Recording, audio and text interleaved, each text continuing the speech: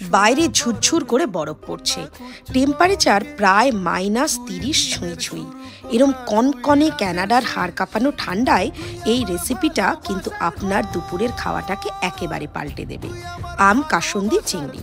চিংড়ি মাছগুলোকে নুন, হলুদ, লঙ্কার গুঁড়ো, জিরের গুঁড়ো, ধনের গুঁড়ো, কাঁচা আম আর কাঁচা লঙ্কা বাটা, তার সাথে অল্প আদা রসুন বাটা আর অনেকটা কাসুন্দি দিয়ে ভালো করে ম্যারিনেট করে প্রায় 20 মিনিট রেখে দিন। ও হ্যাঁ, সর্ষের তেলটা দিতে ভুলবেন না কিন্তু, ওটাই কিন্তু এই রান্নার ইউএসপি।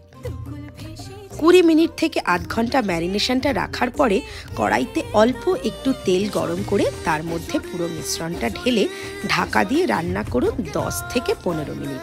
রান্নাটা যেই তেল ছেড়ে দেবে সাথে সাথে বুঝতে পারবেন যে রান্নাটা কিন্তু ডান।